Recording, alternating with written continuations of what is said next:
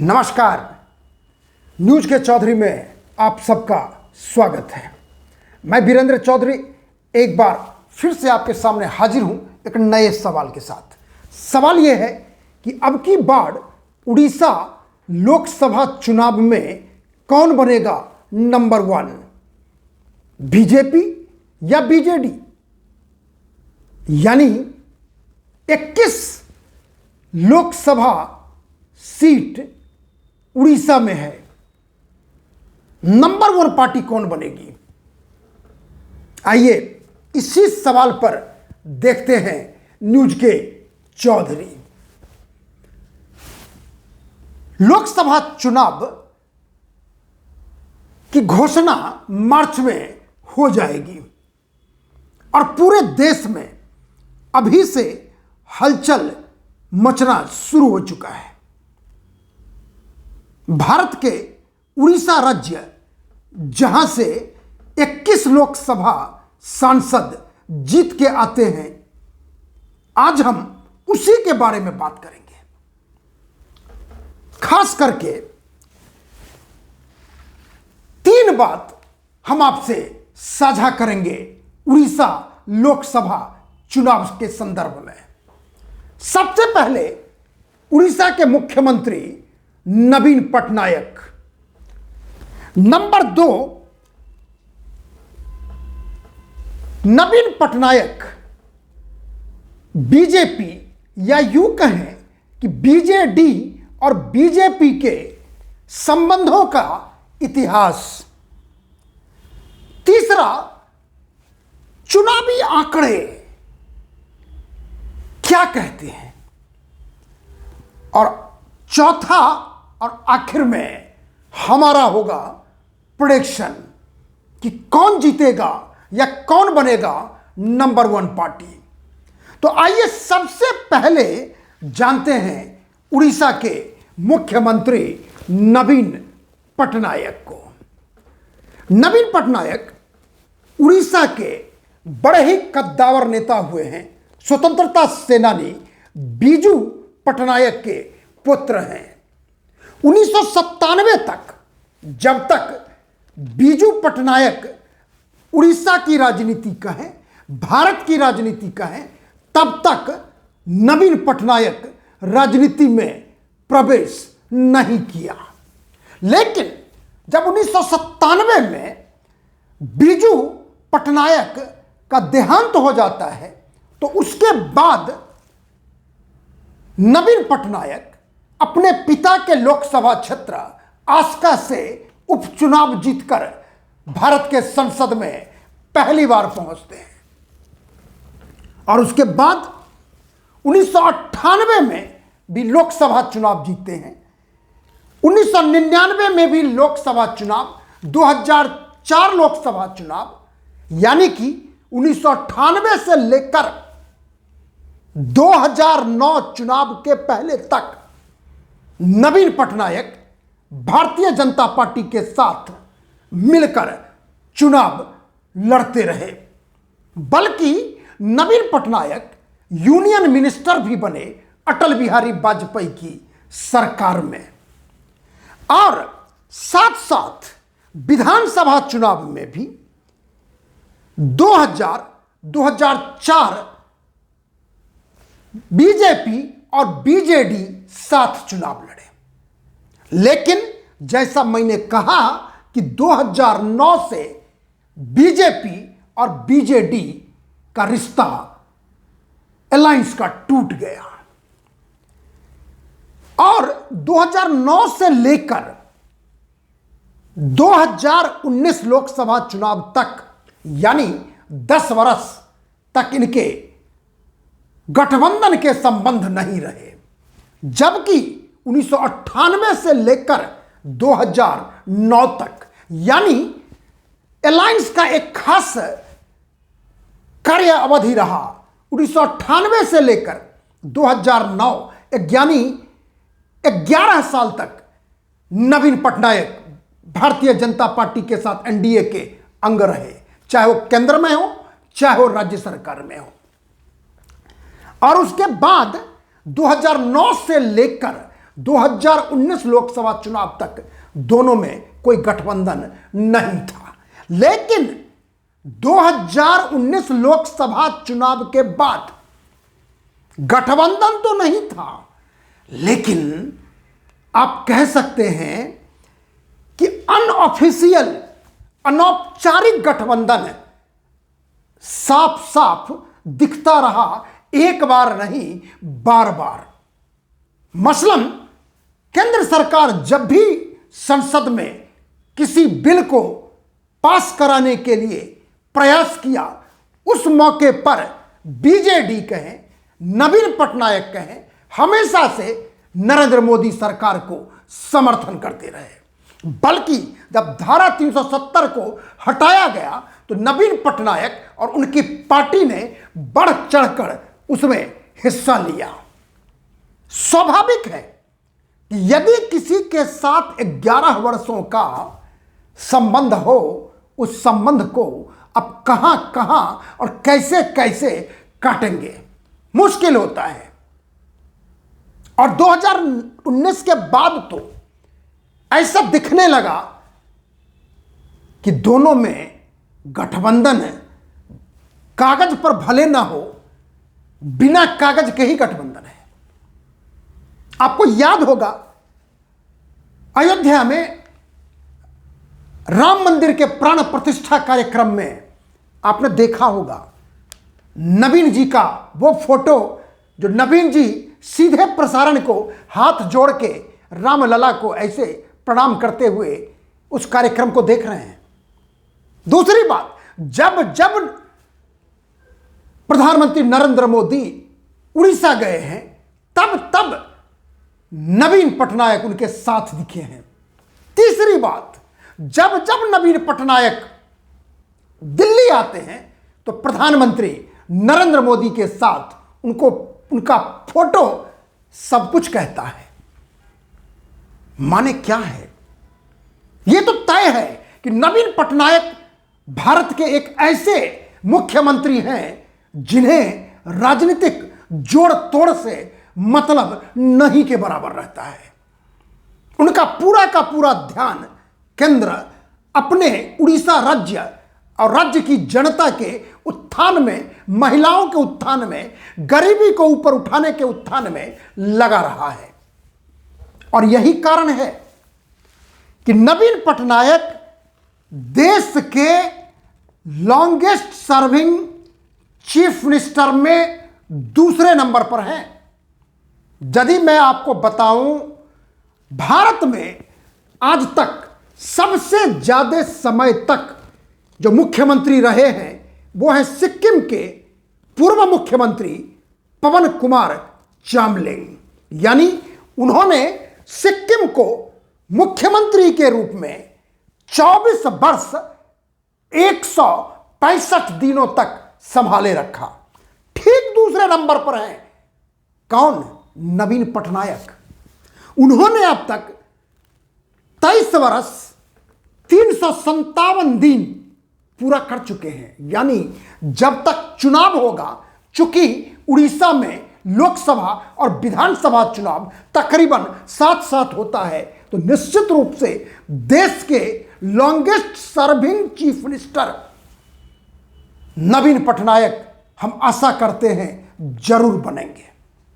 तो ये तो नवीन पटनायक और नवीन पटनायक की पार्टी बीजेडी और बीजेपी के बीच खास रिश्ते।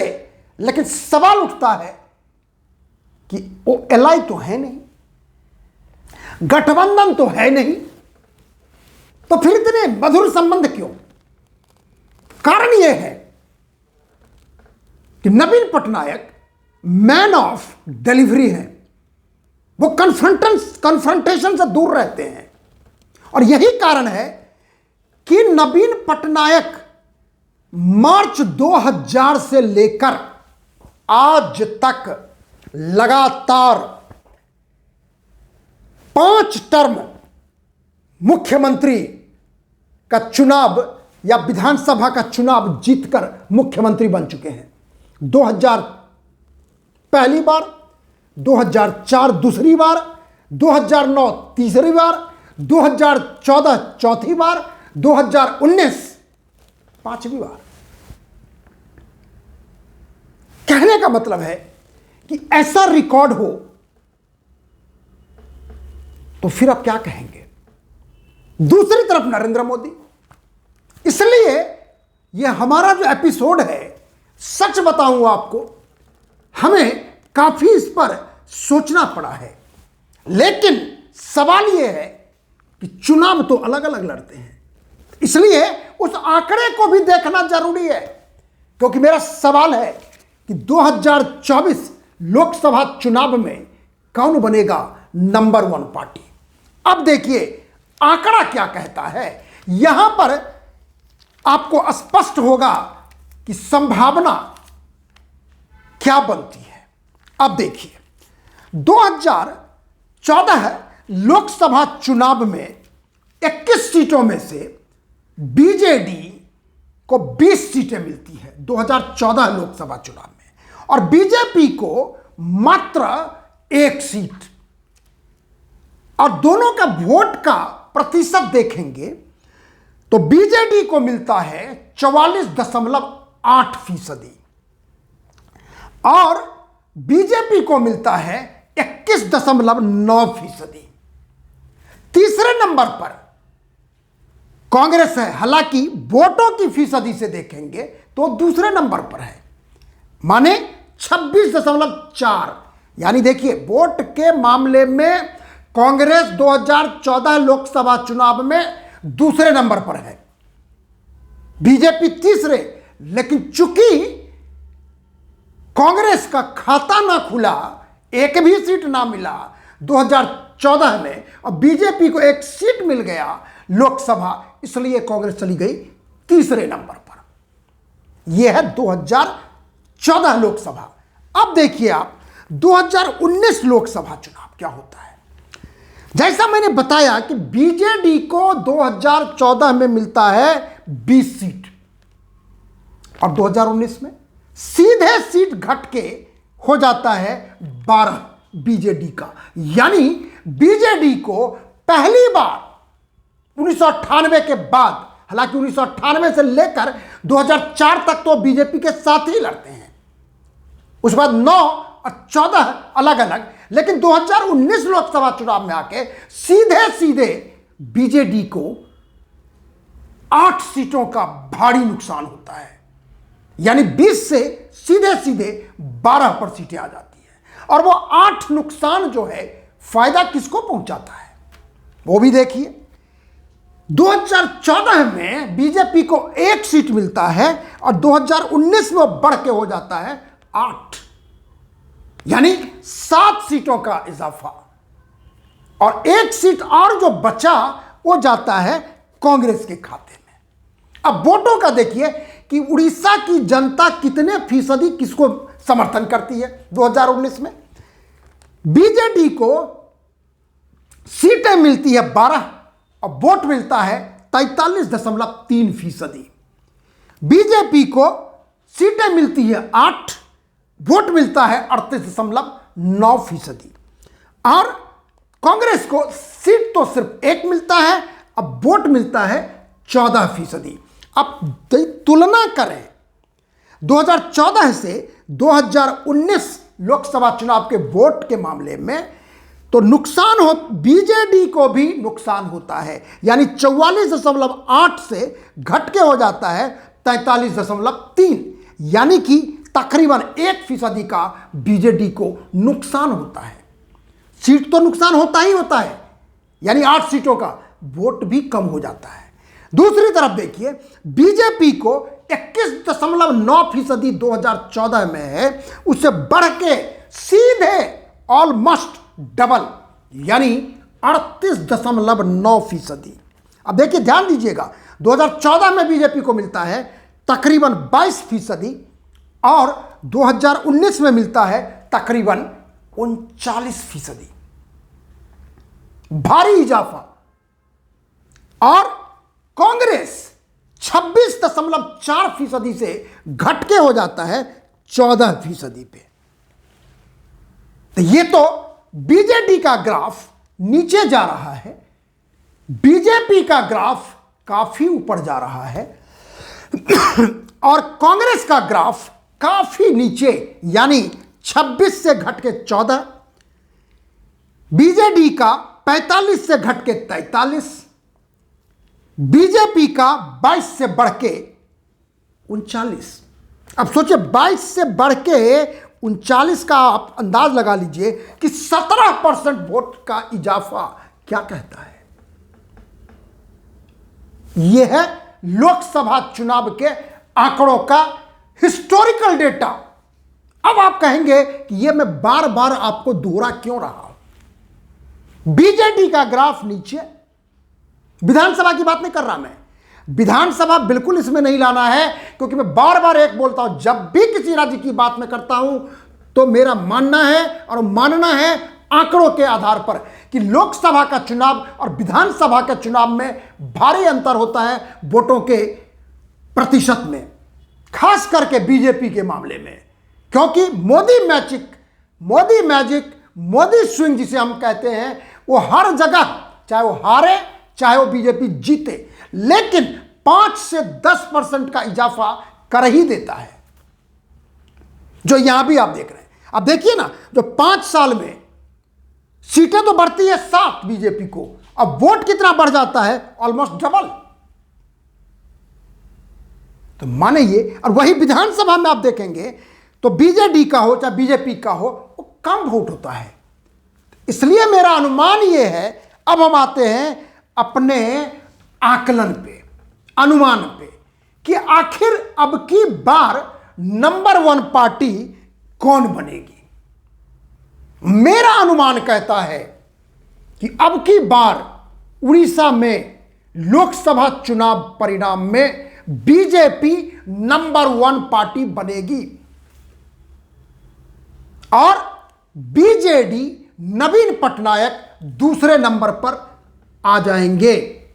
कांग्रेस का सवाल है, मुझे संदेह है कि कांग्रेस शायद खाता भी खोल पाए, क्योंकि जिस तरह का उनका डाउनवर्ड स्विंग है, जिस तरह का कांग्रेस का हाल है, स्थिति है, परिणाम दिख रहा है, उससे तो मुझे यही लग रहा है कि उड़ीसा में भी 26 से 14 पर आया है।